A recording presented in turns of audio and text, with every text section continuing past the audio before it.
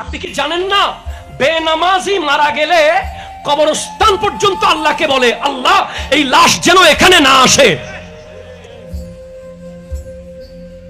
আপনার মাসকে মাস চলে যাচ্ছে, কোনো এহসাস নাই, কোনো অনুভূতি নাই, যেন একটা ইজি ব্যাপার। আপনি কি জানেন না কিয়ামতের মাঠে জাহান্নাম হুঙ্কার দেবে, ৭০,০০০ ফেরেশতা জাহান্নামকে বেঁধে টেনে ধরে রাখবে। জাহান্নাম বলবে বেনামাজিদেরকে দাও। কবরে যাওয়ার পরে নবীজি যদি কারো থেকে মুখ ফিরায়, সর্বপ্রথম মুখ ফিরাবে বেনামাজি থেকে। কারণ নবীজির জিন্দেগির শেষ সময়ে নবীজি বারবার একটা শব্দ বলেছে, সালাত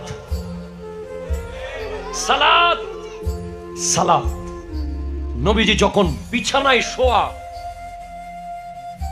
থেকে উঠতে পারছে না, সিদ্দিক আকবরকে নামাজের ইমামতি করতে পাঠিয়েছেন। একটু করে উঠার সুযোগ নবীজি যখন পেলেন, তা উম্মতের শিক্ষা ছিল মূলত, নবীজি দুই সাহাবার কাঁধে হাত রেখে জুব্বা মুবারক মাটিতে লাগতেছে, এইভাবে নবীজি মসজিদে এসেছে। আপনি কোন সাহসে মসজিদে যাচ্ছেন না?